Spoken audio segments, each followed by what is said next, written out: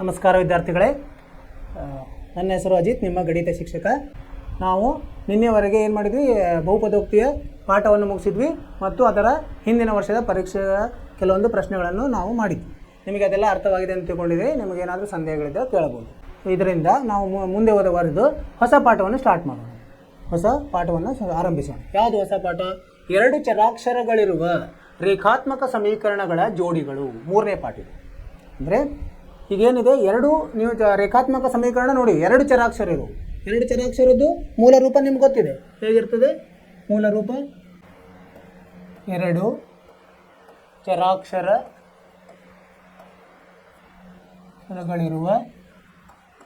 ರೇಖಾತ್ಮಕ ಸಮೀಕರಣ ಹೇಗಿರ್ತದೆ? ಮೂಲ ರೂಪ ಕಲ್ತಿದ್ದೀವಿ ನಾವು.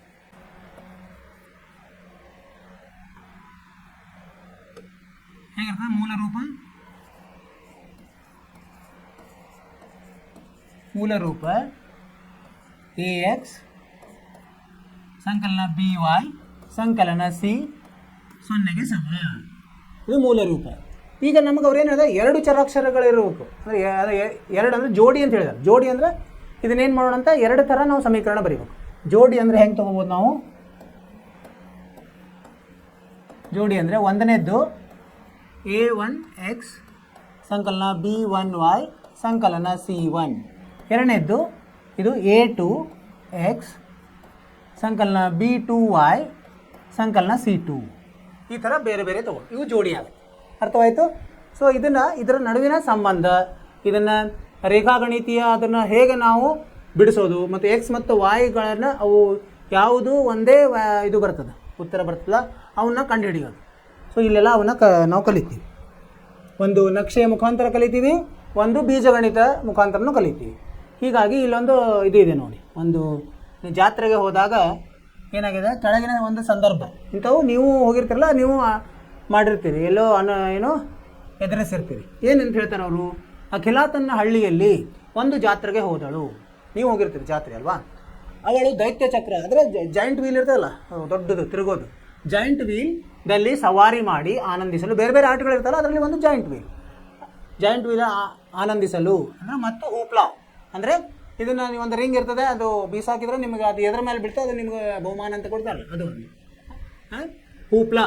ಇದೊಂದು ಉಂಗುರ ಎಸೆತದ ಆಟ. ಒಂದು ಮೇಜಿನ ಮೇಲೆ ಬೇರೆ ಬೇರೆ ವಸ್ತುಗಳನ್ನು ಇಟ್ಟಿರ್ತಾರೆ. ಸೊ ಅನೇಕ ವಸ್ತುಗಳನ್ನು ಜೋಡಿಸಿರುತ್ತಾರೆ. ನೀವು ಎಸೆಯುವ ಉಂಗುರವು ಅವುಗಳಲ್ಲಿ ಯಾವುದಾದ್ರೂ ಒಂದನ್ನು ಸುತ್ತುಗಟ್ಟಿದ್ರೆ ಅದು ಅದರ ಮೇಲೆ ಸರಿಯಾಗಿ ಕೂತಂದ್ರೆ ಸೊ ಆ ವಸ್ತು ನಿಮ್ಮದಾಗುತ್ತೆ. ಇದೇ ಆಟ ನೀವು ಆಡಿರ್ತೀವಿ ಎಂಬ ಆಟವನ್ನು ಆಡಲು ಬಯಸಿದ. ಎರಡು ಥರ ಆಟವನ್ನು ಆಡಲು ಬಯಸಿದಳು. ಅವಳು ಹೂಪ್ಲಾ ಆಟವಾಡಿದ ಸಂಖ್ಯೆಯು ಎಷ್ಟು ಸಲ ಆಡಿದಾಳೆ? ಹೂಪ್ಲಾ ದೈತ್ಯ ಚಕ್ರದಲ್ಲಿ ಮಾಡಿದ ಸವಾರಿಗಳ ಸಂಖ್ಯೆ ಅರ್ಧದಷ್ಟು. ಅಂದರೆ ಈಗ ಎಷ್ಟು ದೈತ್ಯ ಚಕ್ರದ್ದು ಒಂದು ಎರಡು ಸಲ ಆಡಿದ್ರೆ ಹೂಪ್ಲಾ ಒಂದು ಸಲ ಆಡಿದಾಳೆ. ಅವಳು ಹೂಪ್ಲಾ ಆಡಿದ ಸಂಖ್ಯೆಯು ದೈತ್ಯ ಚಕ್ರದಲ್ಲಿ ಮಾಡಿದ ಸವಾರಿಗಳ ಸಂಖ್ಯೆ ಅರ್ಧದಷ್ಟು. ದೈತ್ಯ ಚಕ್ರದಲ್ಲಿ ಒಂದು ಸವಾರಿಗೆ ₹3. ಒಂದು ಸಲ ಒಂದು ದೈತ್ಯ ಚಕ್ರದಲ್ಲಿ ಒಂದು ಸವಾರಿ ಮಾಡಿದೆ ಅಂದರೆ ಅವರೆಷ್ಟೋ ನಿಮಗೆ ಆಟ ಆಡಲಿಕ್ಕೆ ಕೊಡ್ತಾರೆ, ಇಷ್ಟು ನಿಮಿಷ ₹3. ಹೂಪ್ಲಾ ಆಡಲು ₹4 ಖರ್ಚಾಗೋದಾದರೆ ಅವಳೇನು ಮಾಡಿದ್ರೆ ಒಟ್ಟು ₹20 ಖರ್ಚು ಮಾಡಿದಾಳೆ. ಎರಡು ಆಟ ಆಡಿ ಎಷ್ಟು ಸಲ ಆಡಿದಾಳೆ ಗೊತ್ತಿಲ್ಲ. ಅವಳು ಮಾಡಿದ ಸವಾರಿಗಳ ಸಂಖ್ಯೆ ಮತ್ತು ಆಡಿದ ಆಟಗಳ ಸಂಖ್ಯೆಯನ್ನು ನೀವು ಹೇಗೆ ಕಂಡುಹಿಡಿಯೋದು? ಅಂದರೆ ಅವಳು ಎಷ್ಟು ಸವಾರಿ ಮಾಡಿದ್ಲು, ಆಮೇಲೆ ಎಷ್ಟು ಆಟ ಆಡಿದ್ಲು ಅಂತ ಹೆಂಗೆ ಕಂಡುಹಿಡಿಯೋದು ನಾವು? ಈಗ ಎರಡು ಥರ ಇದು ಮಾಡ್ಕೋಬೇಕು ನಾವು, ಸಮೀಕರಣಗಳನ್ನು ಮಾಡ್ಕೊಂಡು ಇದನ್ನು ಕಂಡುಹಿಡಿಬೇಕು. ಇಲ್ಲೇನು ಹೇಳ್ತಾರೆ, ಬೇರೆ ಬೇರೆ ಪ್ರಕರಣಗಳನ್ನು ಪರಿಗಣಿಸಿ ನೀವು ಇದನ್ನು ಬಿಡಿಸಲು ಪ್ರಯತ್ನಿಸಬಹುದು. ಬೇರೆ ಬೇರೆ ಥರ ಮಾಡ್ಬೋದು. ಅವಳು ಒಂದು ಬಾರಿ ಸವಾರಿ ಮಾಡಿದ್ದರೆ ಇದು ಸಾಧ್ಯವೇ? ಎರಡು ಸವಾರಿಗಳಿರಲು ಸಾಧ್ಯವೇ? ಇತ್ಯಾದಿಗಳು. ಅಥವಾ ಇಂಥ ಸಂದರ್ಭಗಳನ್ನು ಎರಡು ಚರಾಕ್ಷರಗಳಿರುವ ಸರಳವಾಗಿ ಮಾಡೋದಂದರೆ ಇಂಥ ಸಮೀಕರಣ ಮಾಡಿಕೊಂಡ್ರೆ ಸರಳ ಆಗ್ತದೆ.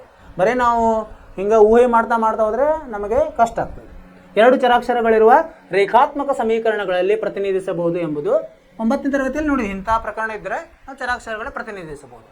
ಆ ಜ್ಞಾನವನ್ನು ನಾವು ಉಪಯೋಗಿಸಿ ಇದನ್ನು ನಾವೇನು ಮಾಡೋದು, ಕಂಡುಹಿಡಿಯೋದು. ಈ ವಿಧಾನವನ್ನು ಪ್ರಯತ್ನಿಸೋಣ. ಈಗ ನೋಡಿ, ಅವ್ರೇನು ಹೇಳಿದ್ದಾರೆ, ಈಗೇನಂತ ನಾವು ತಿಳ್ಕೊಂಬಂತೆ, ಸವಾರಿಗಳ ಸಂಖ್ಯೆ, ಸವಾರಿ ಅಂದರೆ ದೊಡ್ಡ ಜಾಯಿಂಟ್ ವೀಲ್ ಇತ್ತಲ್ಲ ದೈತ್ಯಾಕಾರ ಸವಾರಿ, ಎಕ್ಸ್ ಅಂತ ತಿಳ್ಕೊಂಬಂತೆ. ಹೂಪ್ಲಾ ಆಟ ಏನಂತ ತಿಳ್ಕೊಂಬಂತೆ, ವಾಯ್ ಅಂತ ತಿಳ್ಕೊಂಬಂತೆ ಅಲ್ವಾ? ಅವ್ರೇನು ಹೇಳಿದ್ದಾರೆ, ಹೂಪ್ಲಾ ಆಟದ್ದು ನೀ ಎಷ್ಟು ಇದು ಸವಾರಿ ಮಾಡಿದ್ರೆ ಅದರ ಅರ್ಧ ಇದೆ ಅಂತ ಹೇಳಿದ್ದಾರೆ. ಅವಾಗ ಏನಾಯಿತು, ವಾಯ್ ಸಮ ಅರ್ಧ ಎಕ್ಸ್ ಆಯಿತು. ಸರಿನಾ?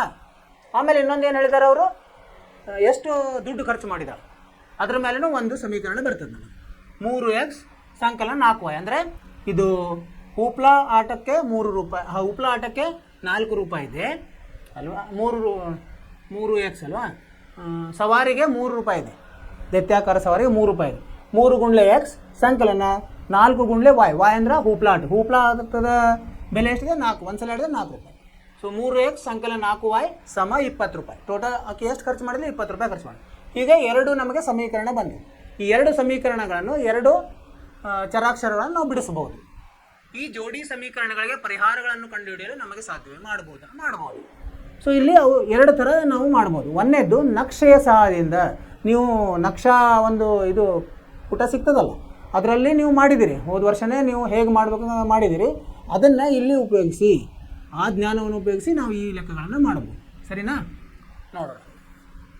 ಪರಿಹಾರ ಇಲ್ಲದೆ ಇರುವ ಒಂದು ಜೊತೆ ರೇಖಾತ್ಮಕ ಸಮೀಕರಣಗಳನ್ನು ರೇಖಾತ್ಮಕ ಸಮೀಕರಣದ ಅಸ್ಥಿರ ಜೋಡಿ ಎನ್ನುತ್ತೇವೆ. ಈಗ ನಾವು ಇದನ್ನು ಬಿಡಿಸಿದರೆ ಇದಕ್ಕೆ ನಮಗೆ ಇದು ಬರಲಿಲ್ಲ, ಏನೋ ಪರಿಹಾರ ಸಿಗಲಿಲ್ಲ ಅಂದರೆ ಅದಕ್ಕೆ ಅಸ್ಥಿರ ಜೋಡಿ ಅಂತೀವಿ. ಆಮೇಲೆ ಪರಿಹಾರ ಇದ್ದರೆ ಅದಕ್ಕೆ ಸ್ಥಿರ ಜೋಡಿ ಅಂತ ಹೇಳ್ತೀವಿ. ಪರಿಹಾರ ಸಿಕ್ತು, ಎಕ್ಸ್ ಮತ್ತು ವಾಯ್ ಇದು ಬೆಲೆ ಸಿಕ್ತಂದರೆ ನಾವೇನಂತೀವಿ? ಸ್ಥಿರ ಜೋಡಿ. ಪರಿಹಾರ ಸಿಕ್ಕಿಲ್ಲ ಅಂದರೆ ಅಸ್ಥಿರ ಜೋಡಿ ಅಂತ ಹೇಳ್ತೀವಿ. ಪರಿಹಾರ ಇದೆ ಅಂದರೆ ಏನಂತೀವಿ? ಪರಿಹಾರ ಇದ್ದರೆ ಇದಕ್ಕೆ ಏನಂತೀವಿ? ಸ್ಥಿರ ಜೋಡಿ ಅಂತ ಹೇಳ್ತೀವಿ. ಸ್ಥಿರ ಜೋಡಿ. ಆಮೇಲೆ ಪರಿಹಾರ ಇಲ್ಲ ಅಂದರೆ ಇದಕ್ಕೆ ಏನಂತೀವಿ ನಾವು? ಅಸ್ಥಿರ ಜೋಡಿ ಅಂತ. ಅಸ್ಥಿರ ಜೋಡಿ. ಈ ಥರ. ಸರಿನಾ? ಅರ್ಥ ಆಯ್ತಲ್ಲ? ಸ್ಥಿರ ಮತ್ತು ಅಸ್ಥಿರ. ಆಮೇಲೆ ಈಗ ಇದಕ್ಕೆ ಈಗೇನಾಗಿದೆ? ಸ್ಥಿರ ಜೋಡಿ. ಒಂದು ಜೊತೆ ರೇಖಾತ್ಮಕ ಸಮೀಕರಣ ಬೆಲೆಗಳು ಸಮಾನವಾಗಿದ್ದರೆ, ಬೆಲೆಗಳು ಅಂದರೆ ಒಂದೇ ಥರ ಇದ್ವು ಅಂದರೆ ಅವುಗಳಿಗೆ ಅಪರಿಮಿತ ನಮಗೆ ಇದು ಸಿಕ್ತಂತಿಕೊಳ್ಳಿ. ಏನು? ಪರಿಹಾರ. ಅಪರಿಮಿತ ಪರಿಹಾರ ಇದ್ದರೆ ಏನಂತೀವಿ ನಾವು? ಅವು ಅವಲಂಬಿತ ಜೋಡಿ ಅಂತ ಹೇಳ್ತೀವಿ. ಏನು? ಅಪರಿಮಿತ ಪರಿಹಾರ ಅಂದರೆ ಇವೇನಾಗುತ್ತೆ? ರೇಖೆಗಳು ಒಂದರಲ್ಲಿ ಒಂದೇ ಐಕ್ಯ ಆಗಿರ್ತಾವೆ. ಇವಕ್ಕೆ ಏನಂತೀವಿ ನಾವು? ಅವಲಂಬಿತ ಸ್ಥಿರ ಜೋಡಿ ಅಥವಾ ಅವಲಂಬಿತ ಜೋಡಿ ಅಂತ. ಒಂದಕ್ಕೊಂದು ಅವಲಂಬಿತ ಇರ್ತವೆ. ಇವಕ್ಕೆಲ್ಲ ಉದಾಹರಣೆಗಳನ್ನು ನೋಡೋಣ ಅಂತ ಮುಂದೆ. ಇವು ಇದರ ಜ್ಞಾನ, ಇವುಗಳ ನಡುವಿನ ಸಂಬಂಧ ಏನಿದು? ಇವೆರಡಕ್ಕೂ ಪರಿಹಾರ ಇದೆ ಅಂದರೆ ಅನನ್ಯ ಪರಿಹಾರ, ಒಂದೇ ಪರಿಹಾರ ಇದೆ. ಸೊ ಅದಕ್ಕೆ ಸ್ಥಿರ ಜೋಡಿ. ಅದಕ್ಕೆ ಪರಿಹಾರವೇ ಇಲ್ಲ, ಅಸ್ಥಿರ ಜೋಡಿ. ಪರಿಹಾರ ಇದೆ, ಆದರೆ ಸಾಕಷ್ಟು ಪರಿಹಾರ ಇದೆ, ಭಾಳಷ್ಟು.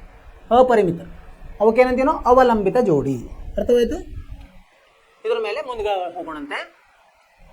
ಎರಡು ಚರಾಕ್ಷರಗಳಿರುವ ರೇಖಾತ್ಮಕ ಸಮೀಕರಣಗಳನ್ನು ಪ್ರತಿನಿಧಿಸುವ ರೇಖೆಗಳ ವರ್ತನೆ ಮತ್ತು ಪರಿಹಾರಗಳ ಇರುವಿಕೆಯನ್ನು ಇಲ್ಲಿ ನಾವು ಸಾರಾಂಶವಾಗಿ ತಿಳ್ಕೊಂಡು, ಏನೋ ಇಲ್ಲಿ ನಾನು ಹೇಳಿದ್ನಲ್ಲ ಹಾಗೆ, ಎರಡು ಸರಳ ರೇಖೆ ಒಂದು ಬಿಂದುವಿನಲ್ಲಿ ಛೇದಿಸಬಹುದು.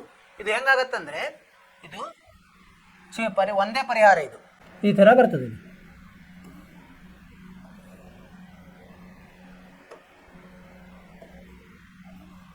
ಈ ಥರ ಬರ್ತದೆ ಅಂದರೆ ಒಂದು ಬಿಂದುವಿನಲ್ಲಿ ಅದು ಛೇದಿಸ್ತಾವೆ ಎರಡು. ಇದು ಅವಾಗ ಏನಾಗುತ್ತೆ? ಅನನ್ಯ ಅಂದರೆ ಒಂದೇ ಪರಿಹಾರ, ಅನನ್ಯ.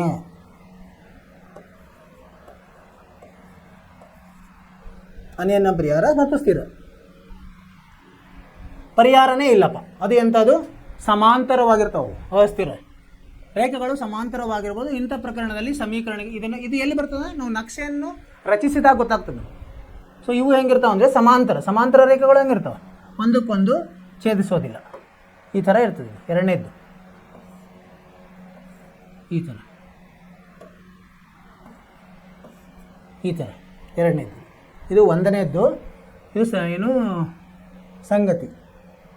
ಮೂರು ಥರ. ಇದು ಒಂದನೇದ್ದು, ಇದು ಎರಡನೇದ್ದು, ಇದು ಮೂರನೇದ್ದು. ಒಂದನೇದ್ದು ಅನನ್ಯ ಪರಿಹಾರ, ಒಂದೇ ಪರಿಹಾರ ಸ್ಥಿರ ಜೋಡಿ, ಒಂದರಲ್ಲಿ ಒಂದು ಛೇದಿಸ್ತದೆ. ಎರಡನೇದ್ದು ಸಮಾಂತರ ರೇಖೆ, ಸಮಾಂತರ ಅಂತ ಬರೆಯೋಣ. ಇಲ್ಲಿ ಛೇದಿಸ್ತವೆ, ಇದು ಛೇದಿಸುತ್ತವೆ. ಇಲ್ಲಿ ಸಮಾಂತರ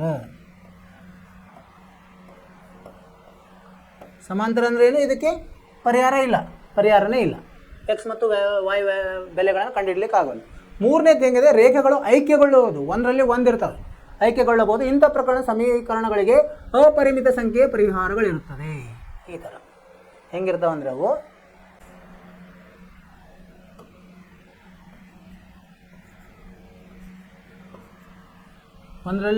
ಒಂದರ ಮೇಲೆ ಒಂದು ಇರ್ತದೆ. ಸೊ ಇಂಥವಿದ್ದಾಗ ಏನದು ಅಪರಿಮಿತ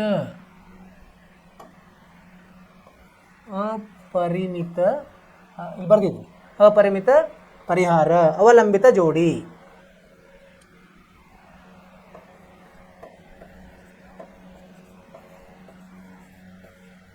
ಅಪರಿಮಿತ ಪರಿಹಾರ ಏನಾದಂಗಾಯ್ತು. ಈಗ ಇದು ಏನು ಕಲಿತೀವಿ ನಾವು, ಇದರ ಸಂಬಂಧವನ್ನು ನೋಡ್ತಾ ಇದ್ವಿ. ಎರಡು ಅಂದರೆ ಜೋಡಿಗಳಿದೆ. ಸೊ ಅದನ್ನು ನಾವು ಹೇಗೆ ಬರಿಬೋದು, a1x + b1y + c1, a2x b2y c2, a1 b1 c1 ಮತ್ತು a2 b2 c2 ಏನು ಸಹಗುಣಕಗಳು. ಎಕ್ಸ್ನ ಸಹಗುಣಕ a ಅಂತೀವಿ, yದ್ದು b ಅಂತ ಹೇಳಿದ್ವಿ, ಮತ್ತು ಸ್ಥಿರಾಂಕಕ್ಕೆ c ಅಂತ ಹೇಳ್ತೀವಿ. 2 ಇರೋದ್ರಿಂದ 1 2 1 2 ಕೊಟ್ಟಿದ್ದೀವಿ. ಆಮೇಲೆ ಇದರಲ್ಲಿ ಬೇರೆ ಬೇರೆ ಥರದ್ದು 3 ಥರದ್ದು ಇವು ಬರ್ತವೆ. ಏನು, ಸೊ ಈಗ ಒಂದು ನಕ್ಷೆಯಲ್ಲಿ ನೀವು ಇದು ನಕ್ಷೆಯ ಸಹಾಯದಿಂದ ಮಾಡಲಿರ್ತೀವಿ. ಈಗ ನಕ್ಷೆಯನ್ನು ರಚಿಸಿದಾಗ ಇವೆರಡರದ್ದು ಒಂದರಲ್ಲಿ ಒಂದನ್ನು ಛೇದಿಸ್ತಂದರೆ ಒಂದೇ ಪರಿಹಾರ, ಅನನ್ಯ ಪರಿಹಾರ, ಸ್ಥಿರ ಜೋಡಿ. ಇವು ಒಂದಕ್ಕೊಂದು ಸಮಾಂತರ ಇದ್ದರೆ ಅಂದರೆ ಒಂದಕ್ಕೊಂದು ಎಲ್ಲಿನೂ ಛೇದಿಸಂಗಿಲ್ಲ, ಸೀದಾ ಹೋಗುತ್ತೆ. ನೀವು ಎಷ್ಟೊಂದು ಎರಡು ಕಡೆ ನೋಡಿದ್ರು, ಎರಡು ಕಡೆ ಹೋಗಲಿ ಬಲಗಡೆ ಹೋಗಲಿ, ಛೇದಿಸಂಗಿಲ್ಲ. ಅವು ಅಸ್ಥಿರ ಜೋಡಿ, ಇದಕ್ಕೆ ಪರಿಹಾರ ಇಲ್ಲ. ಸರಿನಾ? ಈ ಥರ ಬರ್ತದೆ ಸಮಾಂತರ. ಮತ್ತು ಮೂರನೇದ್ದು ಒಂದರಲ್ಲಿ ಒಂದು ಐಕ್ಯ ಆಗಿರ್ತಾವೆ. ನೋಡಿ ನಿಮ್ಗೆ ಗೊತ್ತೇ ಆಗಲ್ಲ, ಎರಡು ನೋಡಿದರೆ ಎರಡು ಒಂದೇ ರೇಖೆ ಟೈಪ್ ಕಾಣಿಸ್ತವೆ. ಸೊ ಇದು ಏನಾಗುತ್ತೆ, ಇದು ಭಾಳಷ್ಟು ಎಷ್ಟು ಬೇಕಾದ ಪರಿಹಾರ ಇರ್ತದೆ. ಅಪರಿಮಿತ ಪರಿಹಾರ ಮತ್ತು ಇವು ಅವಲಂಬಿತ ಜೋಡಿ. ಇದಿಷ್ಟು ಅರ್ಥವಾಯ್ತು ಅಂತ ತಿಳ್ಕೊಂಡಿದ್ದೀನಿ ನಾನು. ಸರಿನಾ? ಮುಂದ್ಗಡೆ ಹೋಗೋಣ. ಇವು 3 ಸಂದರ್ಭಗಳು. ಈಗ ನಾವು ಉದಾಹರಣೆ ನೋಡೋಣಂತೆ. ಒಂದನೇದಕ್ಕೆ ಎಂಥ ಉದಾಹರಣೆ, ಎರಡನೇದಕ್ಕೆ ಉದಾಹರಣೆಗಳು.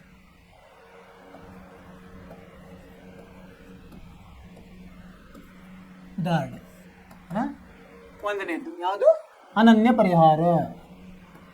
ಅನನ್ಯ ಪರಿಹಾರ ಅಂದರೆ ಛೇದಿಸುತ್ತವೆ. ಸರಳ ರೇಖೆಗಳು ಏನಾಗ್ತವೆ, ಇಲ್ಲೇ ಛೇದಿಸುತ್ತವೆ, ಒಂದು ಬಿಂದುವಿನಲ್ಲಿ ಛೇದಿಸುತ್ತವೆ ಅಂದರೆ ಇವು ಸ್ಥಿರವಾಗಿವೆ, ಸ್ಥಿರ. ಸೊ ಇದು ಏನಪ್ಪ ಒಂದು, ಈಗ ನೋಡಿ ಉದಾಹರಣೆ ಬಂದರೆ ಎಕ್ಸ್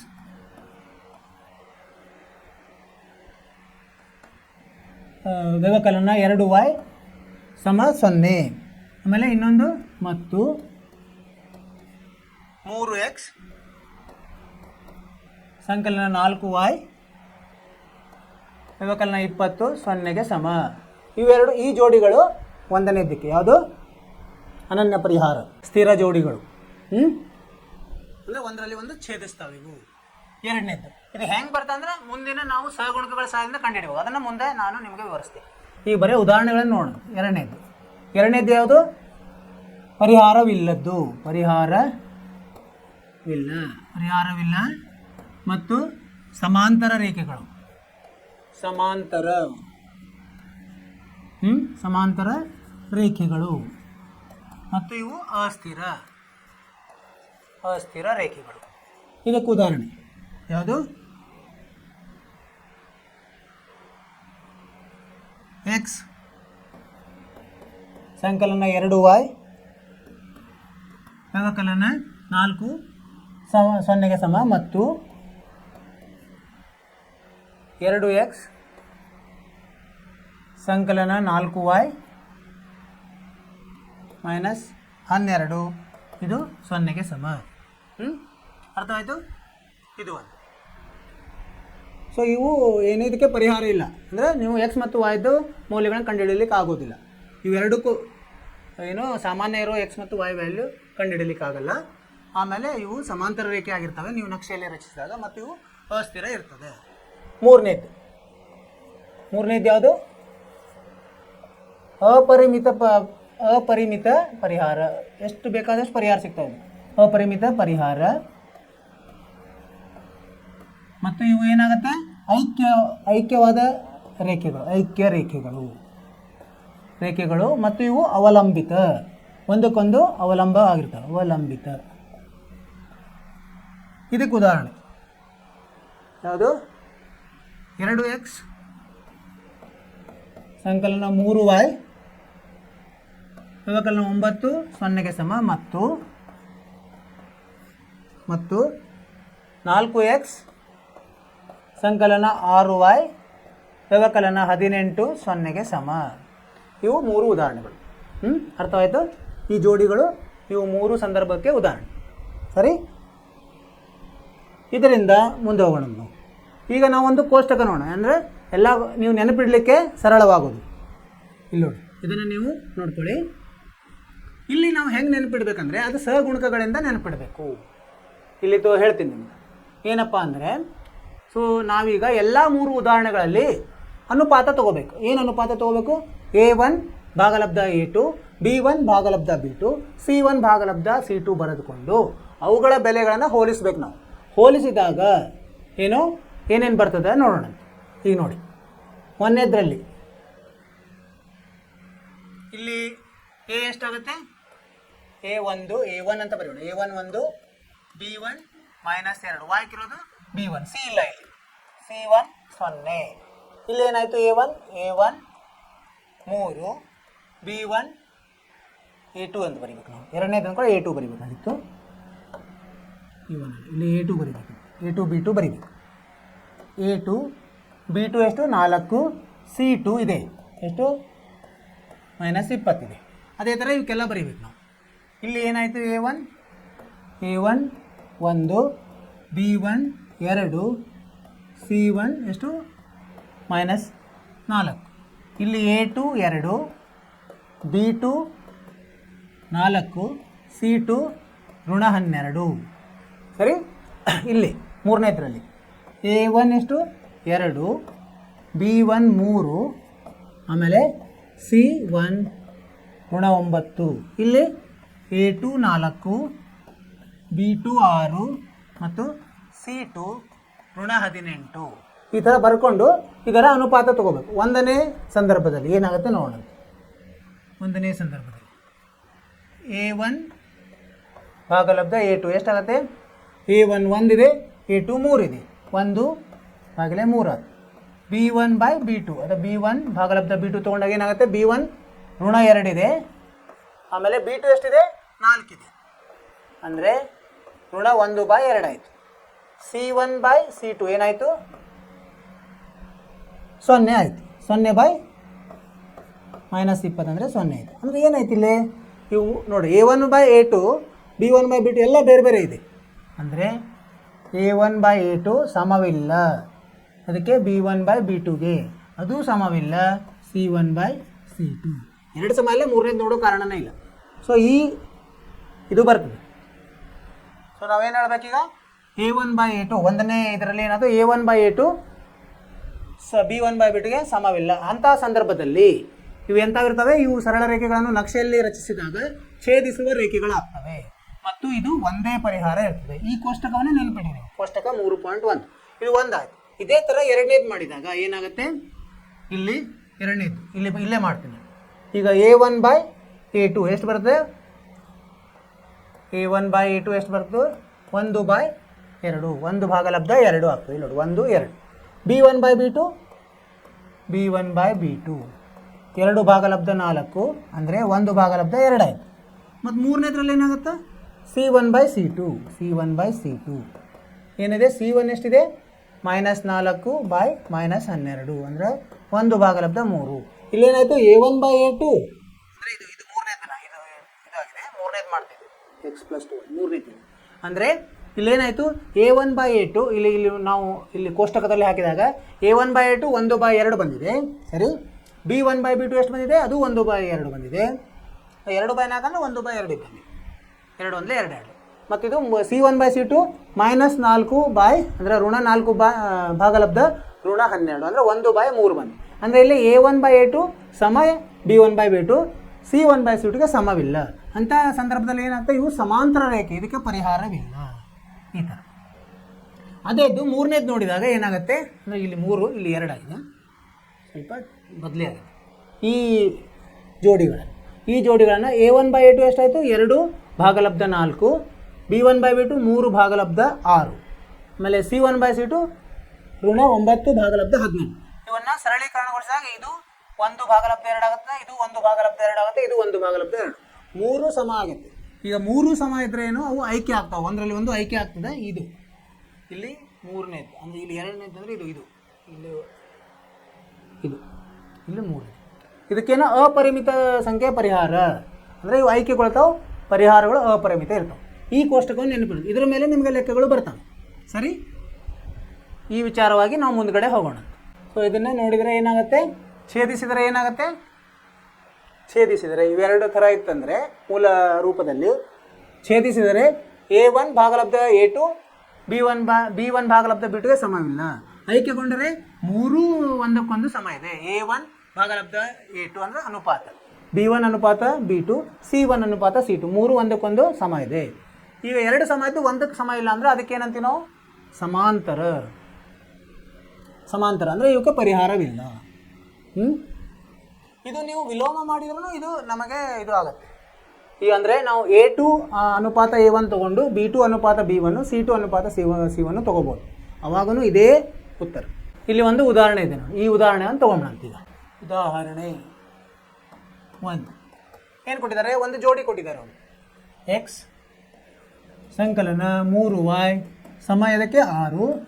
ಇನ್ನೊಂದು ಏನು ಕೊಟ್ಟಿದ್ದಾರೆ, 2x ವ್ಯವಕಲನ 3y ಸಮ 12 ಅಂತ ಕೊಟ್ಟಿದ್ದಾರೆ. ಸೊ ಈಗೇನಾಗಿದೆ, ಇದು ಮೂಲ ರೂಪದಲ್ಲಿಲ್ಲ.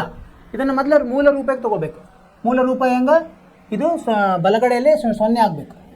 ಎಕ್ಸ್ ಸಂಕಲನ 3y, ಈ 6ನ್ನು ಈ ಕಡೆ ತೊಗೊಂಡ್ರೆ -6 ಆಯಿತು, 0ಗೆ ಸಮ. ಇದು 2x ವ್ಯವಕಲನ 3y -12 0ಗೆ ಸಮ ಆಯಿತು. ಈಗ ನಾವು ಅದರ ಸಹಗುಣಕಗಳನ್ನು ಬರ್ಕೋಬೇಕು.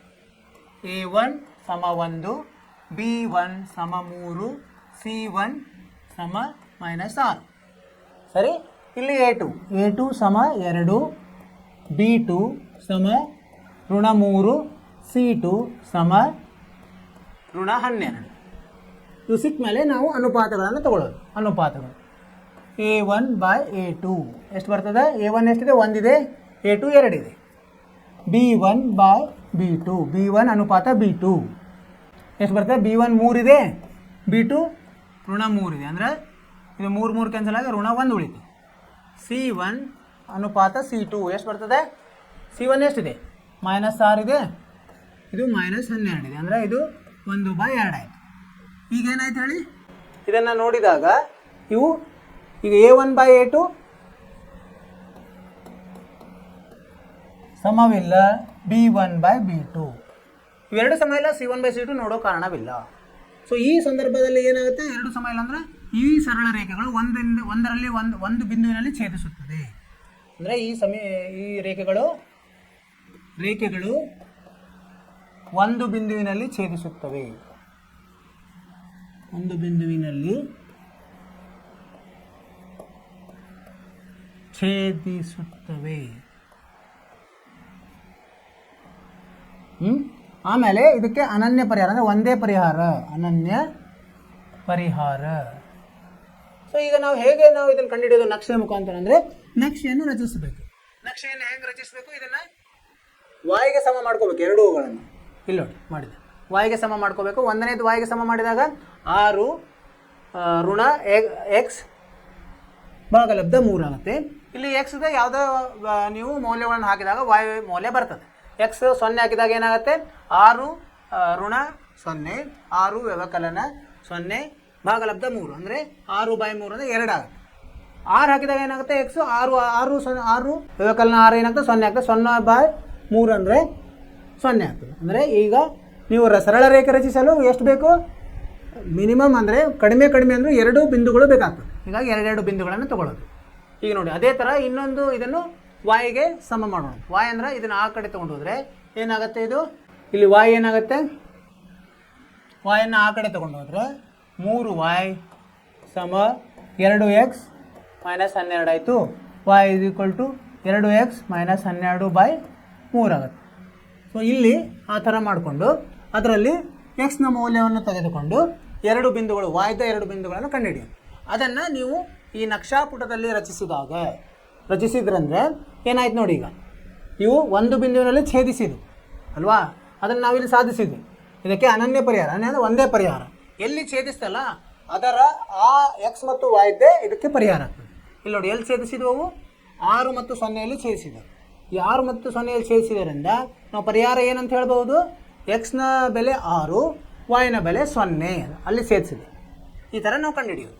ಇಲ್ಲಿ ನೋಡಿ, ಇದು ಅಕ್ಷ ನೀವು ಹಾಕೊಳ್ಳಿಕ್ಕೆ ಬರುತ್ತಲ್ಲ, ಅಡ್ಡ ಇರೋದು ಎಕ್ಸ್ ಅಕ್ಷಾಂಶ, ಲಂಬ ಇರೋದು ವೈ ಅಕ್ಷಾಂಶ, ಎಲ್ಲನೂ ಅದರ ನಡುವಿನ ಅಂತರ ಒಂದೇ ಇರಬೇಕು. ಆ ಥರ ಮಾಡಿ ನಾವು ರಚಿಸಬಹುದು. ಈ ಥರ ಬರ್ತದೆ. ಇದೇ ಥರ ಎರಡನೇ ಪ್ರಶ್ನೆ ಇದೆ. ಎರಡನೇ ಉದಾಹರಣೆ ಇದೆ, ಅದನ್ನು ನೋಡುತ್ತೆ. ಏನು ಕೊಟ್ಟಿದ್ದಾರೆ ಇಲ್ಲಿ? 5x ವ್ಯವಕಲನ 8y ಸಂಕಲನ 1 0ಗೆ ಸಮ. ಇನ್ನೊಂದು 3x ವ್ಯವಕಲನ 24 ಭಾಗಲಬ್ಧ 5y ಸಂಕಲನ 3 5 0ಗೆ ಸಮ. ಈ ಥರ ಕೊಟ್ಟಿದ್ದಾರೆ. ಈಗ ನಾವೇನು ಮಾಡೋಣಂತೆ, ಒಂದನೇದು ಸರಳವಾಗಿದೆ, ಆಮೇಲೆ ಮೂಲ ರೂಪದಲ್ಲಿದೆ. ಇದು ಎರಡನೇದಲ್ಲಿ ಹೇಗಿದೆ? ಭಾಗಲಬ್ಧ ರೂಪದಲ್ಲಿದೆ. ಇದನ್ನು ನಾವು ಬದಲಿ ಮಾಡೋಣ. ಹೇಗೆ? ಇದನ್ನು ಲಸ 5 ಅಂತ ತಗೊಂಡಾಗ ಇದು ಎಷ್ಟಾಗತ್ತೆ? 15x 24y ಸಂಕಲನ 3, ಇದು 5 ಅಲ್ಲಿ ಹೋದರೆ 0 ಆಗುತ್ತೆ. ಈಗ ಸರಳೀಕರಣಗೊಳಿಸಿದ್ವಿ ನಾವು. ಮತ್ತು ಇಲ್ಲಿ ಯಾವುದಾದ್ರೂ ಸಾಮಾನ್ಯ ಇದ್ದರೆ ತೆಗಿಬೋದು. ಈಗೇನು 3 ಸಾಮಾನ್ಯ ಇದೆ. ಇದು ಏನಾಗುತ್ತೆ? 3ರಿಂದ ಭಾಗಿಸಿದಾಗ 5x - 8y ಸಂಕಲನ 1 0ಗೆ ಸಮ. ಇದನ್ನು ಎರಡನೇದಂತ ತೊಗೋಬೋದು. ಇದು 1, ಇದು 2 ಅಂತ ತೊಗೋಬೋದು. ಈಗ A1 B1 ಎರಡೂ ನೋಡಿ ಈ ಥರ ಇದೆ. ಎರಡು ಒಂದೇ ಆಯ್ತು. ಈಗ ಎರಡೂ ಒಂದೇ ಥರ ಆದರೆ ಏನಾಯ್ತು? ಈಗ ಒಂದರಲ್ಲಿ ಒಂದು ಛೇದಿಸ್ತವೆ ಅಂತ. ಸೊ ಛೇದಿಸಿದ್ದ ಅನನ್ಯ ಪರಿಹಾರ ಇರಲ್ಲ, ಅಪರಿಮಿತ ಪರಿಹಾರ ಇರ್ತದೆ. ಅಂದರೆ ಇವು ಅವಲಂಬಿತ, ಒಂದಕ್ಕೊಂದು ಅವಲಂಬಿತವಾಗಿದೆ. ಒಂದೇ ಥರ ಇರೋದು ಅವಲಂಬಿತವಾಗಿದೆ, ಸ್ಥಿರವಾಗಿವೆ, ಅಪರಿಮಿತ ಪರಿಹಾರ. ಇದನ್ನು ರಚಿಸಿದಾಗ ಈ ಥರ ಬರ್ತದೆ. ಅದು ನೀವು ಮಾಡಿ ನೋಡಿರಿ ಮನೆ ಕೆಲಸ. ಎರಡೂ ಒಂದೇ ಬರ್ತವೆ. ಒಂದೇ ಅಂದರೆ ಒಂದೇ ಸರಳ ರೇಖೆ ಬಂದುಬಿಡ್ತದೆ ಎರಡೂದು. ಹೀಗಾಗಿ ಅಪರಿಮಿತ ಪರಿಹಾರ ಅಂದರೆ ನೀವು ಯಾವುದೇ ಎಕ್ಸ್ ಬೆಲೆ ಹಾಕಿದ್ರೆ ಅಂದರೆ ಅದೇ ಅದಕ್ಕೆ ವಾಯು ಬೆಲೆ. ಎಷ್ಟಲ್ಲಿ ಎಕ್ಸ್ ಹಾಕ್ತೀರಿ ಅಷ್ಟು ವಾಯು ಬೆಲೆಗಳು ಬರ್ತವೆ. ಅರ್ಥ ಆಯಿತು? ಆದ್ದರಿಂದ ಈಗೇನೇನು ಕಲ್ತೀವಿ ನಾವು? ಅಪರಿಮಿತ ಜೋಡಿಗಳು. ಅಂದರೆ ಚರಾಕ್ಷರಗಳು, ಎರಡು ಚರಾಕ್ಷರಗಳ ಜೋಡಿಗಳು. ಅವು ಹೆಂಗಿರ್ತಾವೆ? ರೇಖಾತ್ಮಕ ಸಮೀಕರಣಗಳ ಜೋಡಿಗಳನ್ನು ಕಲ್ತ್ವಿ. ಜೋಡಿಗಳ ನಡುವಿನ ಸಂಬಂಧವನ್ನು ಏನಿರುತ್ತೆ? 3 ಥರ ಇರ್ತದೆ. ಒಂದಕ್ಕೊಂದು ಛೇದಿಸಬಹುದು, ಒಂದಕ್ಕೊಂದರಲ್ಲಿ ಐಕ್ಯಗೊಳ್ಳಬಹುದು, ಒಂದಕ್ಕೊಂದು ಸಮಾಂತರ ಇರ್ಬೋದು. ಆ ಸಂದರ್ಭದಲ್ಲಿ ಅವುಗಳ ಏನು ಕಲ್ತ್ವಿ? ಅವುಗಳ ಸಗುಣಕಗಳ ನಡುವಿನ ಸಂಬಂಧ. ಅಂದರೆ ಛೇದಿಸಿದರೆ ಏನಾಗುತ್ತೆ? A1 ಅನುಪಾತ A2 B1 ಮತ್ತು B2 ಅನುಪಾತಕ್ಕೆ ಸಮ ಇರುವುದಿಲ್ಲ. ಅವು ಐಕ್ಯಗೊಂಡರೆ ಏನಾಗುತ್ತೆ? 3 ಸಮವಿರ್ತವೆ. A1/A2 ಸಮ B1/B2 ಸಮ C1/C2 ಇರ್ತದೆ. ಅದೇ ಥರ ಸಮಾಂತರ ಇದ್ದರೆ A1/A2 ಸಮ B1/B2 ಇರ್ತದೆ, ಆದರೆ ಅದು C1/C2ಗೆ ಸಮ ಇರುವುದಿಲ್ಲ. ಇದನ್ನೆಲ್ಲ ಮಾಡಿ ನೀವು ಕೋಷ್ಟಕದಲ್ಲಿ ಹೇಗೆ ನೆನಪಿಡೋದು ಅದನ್ನೆಲ್ಲ ನಾವು ಕಲ್ತ್ವಿ. ಸೊ ಈಗ ಕೆಲವೊಂದು ಉದಾಹರಣೆಗಳನ್ನು ಸಹ ನಾವು ಕಲ್ತಿದ್ದೀವಿ ಅಲ್ವಾ? ಈಗ ನಾಳೆ ನಾವು ಏನು ಮಾಡೋಣಂತೆ, ಇನ್ನೂ ಕೆಲವೊಂದು ಉದಾಹರಣೆಗಳನ್ನು ನೋಡಿ ಅಭ್ಯಾಸವನ್ನು ಮಾಡೋಣ. ಸೊ ಅಲ್ಲಿವರೆಗೆ ನೀವೇನು ಮಾಡಬೇಕು? ಇದನ್ನು ಕೋಷ್ಟಕವನ್ನು ರೆಡಿ ಮಾಡಿ ನೀವು ಪಕ್ಕಾ ಮಾಡಬೇಕು. ಪಕ್ಕಾ ಮಾಡಿ ಅಂದರೆ ನಮಗೆ ಲೆಕ್ಕ ಬಿಡಿಸಲು ಅವು ಬೇಕೇ ಬೇಕು. ಸೊ ಇಲ್ಲಿವರೆಗೆ ನಾನು ನಿಮಗೆ ಹೇಳಿರೋದು ನಿಮ್ಗೆ ಅರ್ಥ ಆಯ್ತು ಅಂತ ತಿಳ್ಕೊಂಡಿದ್ದೀನಿ. ಏನಾದರೂ ನಿಮಗೆ ಸಂದೇಹವಿದ್ದರೆ ನೀವು ಮುಂದಿನ ಕ್ಲಾಸ್ ಬರಬೇಕಾದ್ರೆ ಅದನ್ನು ಕಳಿಸ್ರಿ, ಮೆಸೇಜ್ ಮಾಡಿರಿ, ನಾವು ಅದಕ್ಕೆ ಪರಿಹಾರ ಕೊಡ್ತೀವಿ. ಆಯಿತು? ಮತ್ತು ನಿಮಗೆ ಏನು ಹೇಳ್ತೀನಿ, ನೀವು ಚೆನ್ನಾಗಿ ಅಭ್ಯಾಸ ಮಾಡಿರಿ ಮತ್ತು ಪಠ್ಯೇತರ ಚಟುವಟಿಕೆಗಳನ್ನು ಮಾಡಿರಿ.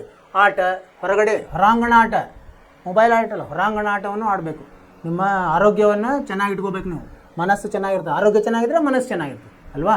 ಆಮೇಲೆ ನಿಮಗೆ ಬುದ್ಧಿಶಕ್ತಿ ಜಾಸ್ತಿ ಆಗುತ್ತೆ. ಸೊ ಅವನ್ನೆಲ್ಲ ಮಾಡಿರಿ. ಸೊ ಚೆನ್ನಾಗಿ ಅಂಕ ಬರ್ತದೆ ಅಂದರೆ ನಿಮಗೆ ಕಾಳಜಿ ವಹಿಸ್ರಿ. ನಮಸ್ಕಾರ.